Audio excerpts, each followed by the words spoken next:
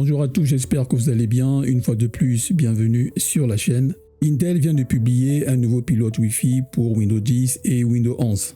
Cette mise à jour promet des améliorations de performance, de qualité de connexion et de stabilité.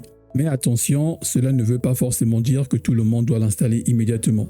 La question que nous devons nous poser est la suivante. Est-ce que je suis concerné ? Cette mise à jour peut-elle réellement améliorer la connexion Wi-Fi de mon PC et surtout, faut-il l'installer maintenant ou attendre ? C'est ce que nous allons voir dans cette vidéo. Intel propose désormais le package Wi-Fi version 24.60.3 au moment de cette vidéo. Ce package concerne de nombreuses cartes réseau Intel récentes, notamment certains modèles Wi-Fi 7, Wi-Fi 6E, Wi-Fi 6 ainsi que plusieurs anciennes cartes wireless AC. Parmi les modèles concernés, on retrouve notamment les séries Intel BE200, BE201, AX201, AX210, AX211, AX411 et plusieurs autres références. Mais il faut faire attention à un point très important. Toutes les cartes Intel ne reçoivent pas forcément la même version de pilote avec ce package. Pour certains adaptateurs, le pilote peut même être identique à celui déjà proposé dans la version précédente. Cela signifie que même si le package porte un nouveau numéro, votre carte Wi-Fi ne bénéficie pas forcément d'un nouveau pilote. Autre précision importante, certaines cartes disposent maintenant d'un package séparé.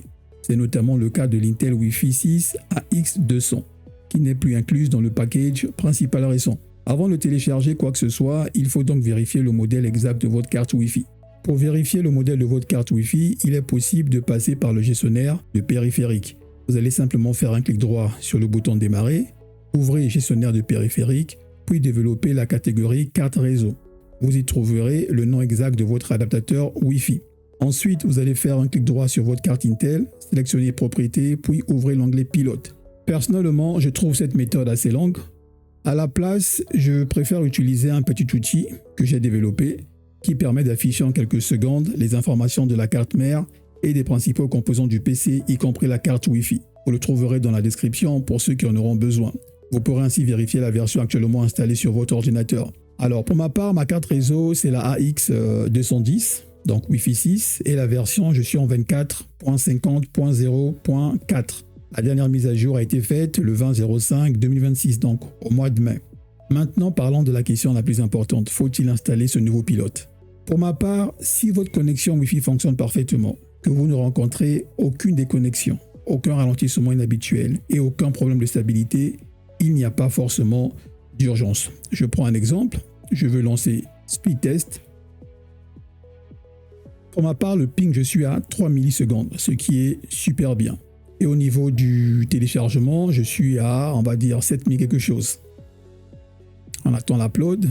L'upload, je suis à, on va dire, 4000. Bon, 4000, voilà, je suis à 4000. Pour moi, je n'ai aucun problème. Alors pourquoi je dois télécharger cette mise à jour ?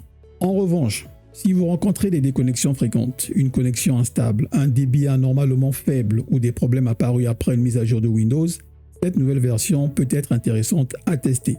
Les pilotes Wi-Fi peuvent corriger les incompatibilités, améliorer la gestion de certaines bandes de fréquences et renforcer la stabilité générale de la connexion.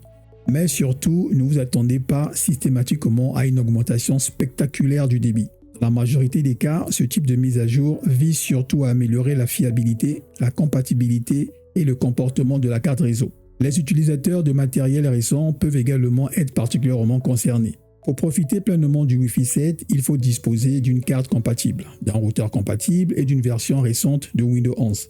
Installer uniquement le pilote ne transformera donc pas une ancienne carte Wi-Fi 5 ou Wi-Fi 6 en carte Wi-Fi 7. Autre conseil important, évitez de télécharger vos pilotes sur des sites inconnus. Privilégiez toujours le site officiel Intel ou le site du fabricant de votre ordinateur. Sur certains PC portables comme Dell, HP, Lenovo, Asus ou Acer, le constructeur peut proposer une version du pilote spécialement testée pour votre modèle. Cette version peut parfois être plus ancienne que celle disponible directement chez Intel, mais elle peut aussi être mieux adaptée à votre machine. Avant l'installation, je vous recommande également de créer un point de restauration Windows. Ainsi, si vous constatez un problème après la mise à jour, vous pourrez revenir plus facilement à la configuration précédente. Vous pouvez aussi revenir à l'ancien pilote directement depuis le gestionnaire de périphérique. Pour cela, ouvrez les propriétés de la carte réseau. Donc je me rassure que je suis bien sur ma carte réseau vu que j'en ai plusieurs. Je clique sur Propriétés. Voilà. Allez dans l'onglet Pilote et utilisez Restaurez le pilote lorsqu'elle est disponible. Pour résumer, si votre carte Wi-Fi fonctionne correctement, cette mise à jour n'est pas urgente. Si vous rencontrez des déconnexions, des ralentissements ou des problèmes de stabilité, elle peut en revanche être intéressante. Mais avant de l'installer, vérifiez toujours le modèle de votre carte, la version actuelle du pilote et la compatibilité avec votre ordinateur. Je placerai le lien vers la page officielle d'Intel dans la description de la vidéo.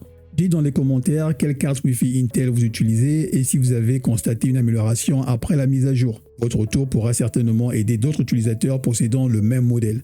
Voilà pour la vidéo, chers amis, j'espère qu'elle vous aura été utile. Si c'est le cas, pensez à vous abonner, liker et partager cette vidéo avec d'autres utilisateurs de Windows. Sur ce, je vous dis à très bientôt pour une prochaine vidéo.